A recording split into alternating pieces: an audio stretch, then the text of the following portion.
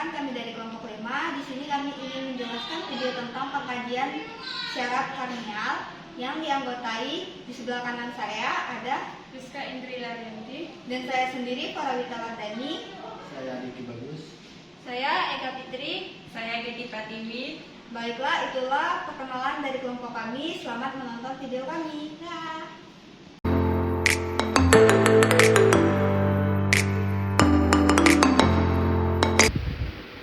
Assalamualaikum warahmatullahi wabarakatuh, Pak. Waalaikumsalam warahmatullahi wabarakatuh. Baik, Bapak, sebelumnya perkenalkan, nama saya Rizka Indri Laryanti. Saya perawat yang bertugas pada pagi hari ini. Pada pagi hari ini kita ada pemeriksaan persyarafan pada Bapak ya, Pak. Tujuannya untuk mengetahui apakah syaraf Bapak masih baik atau tidak. Bagaimana Pak? Apakah Bapak setuju atau tidak? Baik, Bapak. Sebelum melakukan tindakan, apakah ada yang ingin ditanyakan? Tidak. Baik, Bapak. Dan Bapak bisa tolong maskernya dipasang sebentar. Baik, Pak. Bapak dalam keadaan tidak Pak? Tidak. Baik, Pak, saya periksa dulu ya, Pak. Hidungnya. Ini.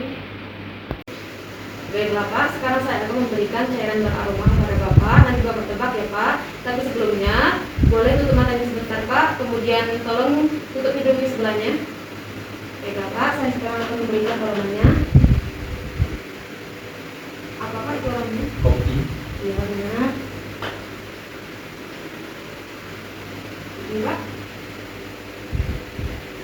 Teh. Oke, kemudian yang terakhir. Minyak kayu putih. Iya, benar. Pemeriksaan nervus yang kedua adalah nervus opticus, yang terdiri dari pemeriksaan visual dan juga lapang pandang. Sekarang kita akan melakukan pemeriksaan visual. Kita harus berjarak 6 meter dari pasien, kemudian kita meminta klien untuk menutup sebelah mata dengan tangan. Baik, Pak, sekarang tolong tutup sebelah matanya. Kemudian Bapak tebak ya berapa jari saya. Ini berapa, Pak? 1, Ini, 5, ini, 3, ini. 2. Oke. Baik, Pak, sekarang buka mata sebelahnya. Tutup mata sebelahnya lagi, Pak. Baik, Bapak coba tebak ya, Pak. Ya. Ini, Pak. 2, Ini, Pak. 4, Ini, 5, ini. 1. Oke. Pemeriksaan lapang pandang dilakukan dengan meminta pasien untuk menutup satu mata, kemudian meminta pasien untuk memperhatikan arah benda yang diarahkan sampai benda tersebut menghilang atau sampai batas maksimal pasien bisa melihat.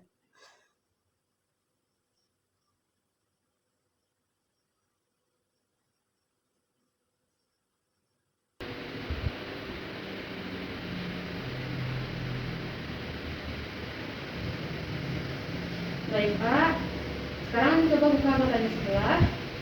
Nah, tutup mata sebelahnya ya, Pak. Kita ulangi tindakan tadi ya.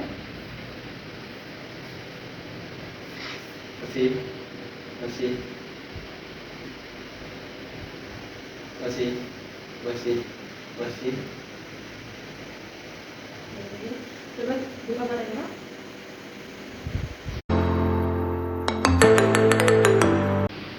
Baik, Pak.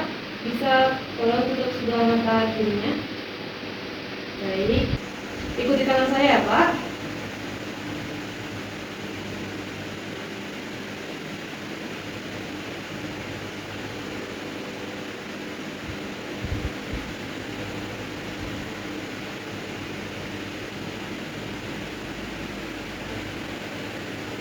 Oke. Baik, Pak. Sekarang coba buka tangannya. Lalu tutup sebelah kanannya, Pak. Baik. Bapak ikuti lagi ya, Pak, arah tangan saya.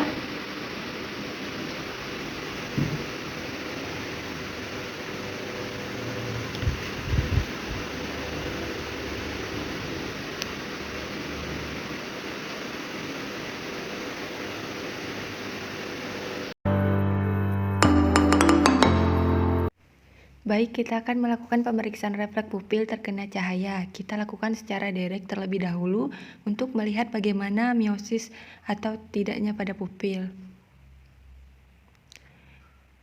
Kita lihat, ternyata pupil mengecil apabila terkena cahaya. Ini cara yang secara langsungnya. Yang kedua dilakukan dengan cara indirect, dengan cara menutup satu mata yang tidak terkena cahaya, dan kita mengamati kondisi mata yang tidak terkena cahaya tersebut, apakah juga mengalami miosis atau tidak ketika diberikan refleks cahaya. Kita fokus di mata sebelah kiri dan ikut mengecil apabila terkena cahaya. Kita lihat yang sebelah kanan juga ikut mengecil apabila terkena cahaya. Kemudian kita akan memeriksa daya akomodasi dari pupil dengan cara mendekatkan dan menjauhkan benda. Tolong diikuti ya Pak pergerakannya.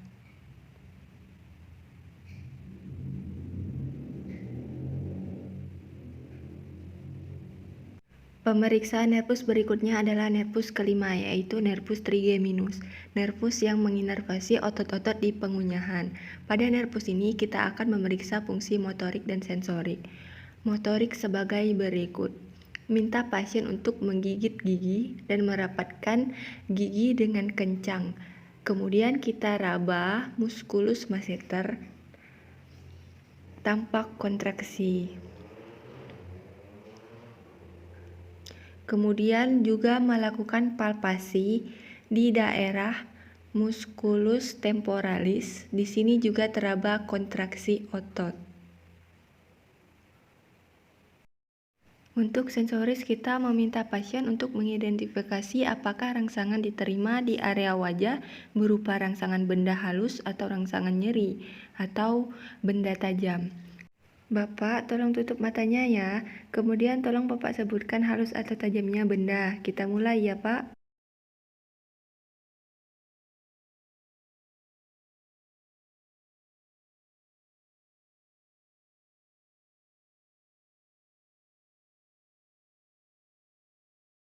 Kemudian coba Bapak buka mata dan buka mulutnya. Saya akan melakukan penekanan di daerah dagu. Kemudian saya akan mengetuknya. Normalnya, untuk pemeriksaan refleks menutup mulut pada saat kita melakukan pengetukan pada jari kita, maka mulut akan mengatup atau tertutup.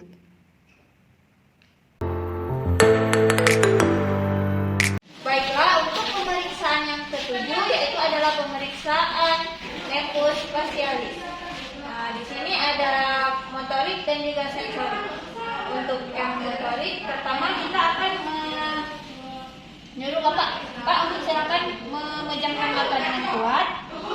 Kemudian kita buka. Itu artinya otot-otot di sekitar atau saraf di sekitar mata Bapak ini baik. Nah, untuk yang kedua, Pak, buka matanya. Silakan untuk mengangkat alis. Lihat apakah simetris atau tidak.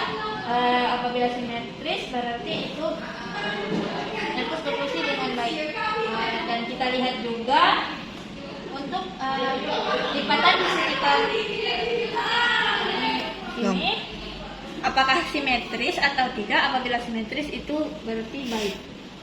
Dan untuk mengecek yang sensorik kita akan mengecek dengan menggunakan di sini bahan-bahan yang terasa pahit, asin, manis, dan asam. Kita akan menyuruh Bapak untuk menyulurkan lidah, Pak. Menyulurkan lidah. Nanti Bapak sebut ini terasa seperti apa? Apakah pahit, manis, atau pedas, manis, asam, atau asin? Rasa apa, Pak? Asin. Yang kedua, rasa apa, Pak? Manis. Yang ketiga, untuk yang keempat,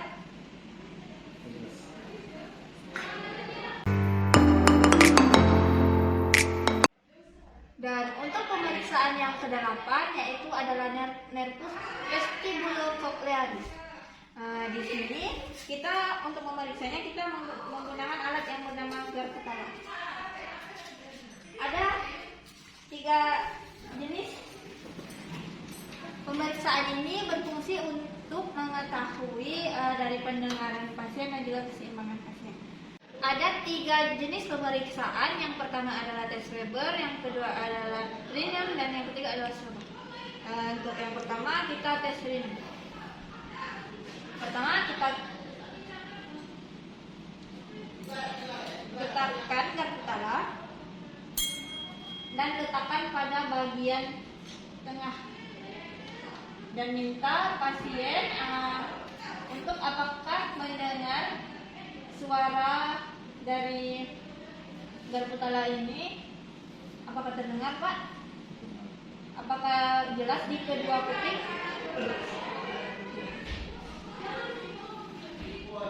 Apabila pasien mendengar suara garpu tala lebih besar di sebelah kanan dibandingkan sebelah kiri, itu menunjukkan adanya yang dinamakan tuli kondeks. Yang selanjutnya adalah tes Rit.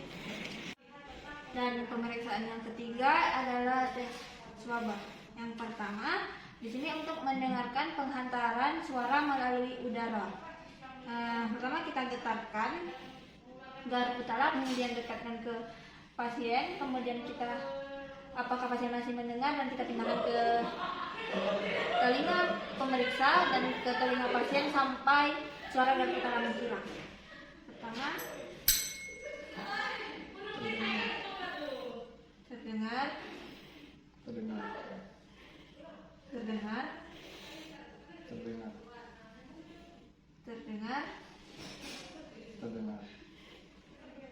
terdengar, Terdengar. menghilang. Menghilang. Baiklah, itu dia adalah pemeriksaan dari nervus vestibular cochlearis. Baiklah, di sini kita akan melakukan nervus yang ke-9 yaitu glossopharyngeus dan nervus ke-10 yaitu vagus. Di sini kita akan melakukan 3 hal. Yang pertama adalah refleks muntah, yang kedua adalah refleks menelan, yang ketiga adalah letak ovula. Baiklah, di sini kita akan melakukan hal yang pertama yaitu refleks menelan. Ya, kita memberikan minum kepada pasien. Nah, di sini kita melihat arah jantung pasien naik turun atau tidak.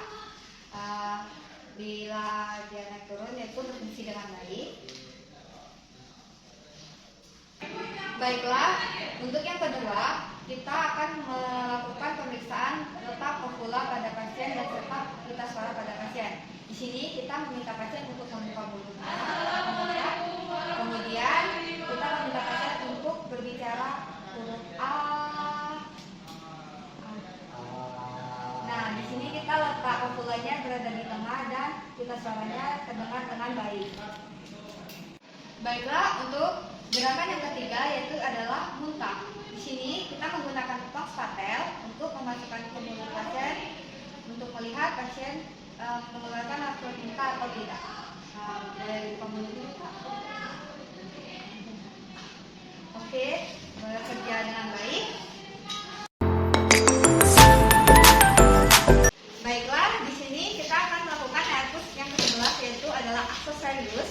Di sini kita akan melakukan dengan 2 musculus. Yang pertama thermocleidomastoidus dan musculus trapezius.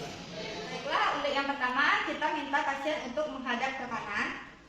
Lalu kita menahan pipi pasien dan mendorong perlahan sambil melihat musculus trapezius zapegus teraba atau tidak sambil mendorong.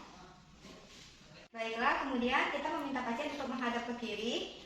Lalu kita menghadang seperti yang tadi sambil didorong dan melihat apakah teraba musculus yang tadi. Baiklah, untuk yang kedua adalah musculus trapezius. Di sini kita akan melihat pergerakan otot pada klien. Kita meminta klien untuk mengangkat kedua bahunya ke atas sambil kita mendorong. Terus kita melihat paralesinya terdapat atau tidak. Sudah.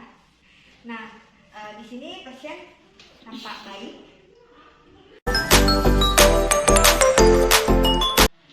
Baiklah, untuk nafas ke-12 yaitu adalah nervus hipoglossus, di mana kita melihat fungsi lidah pasien apakah berfungsi dengan baik atau tidak.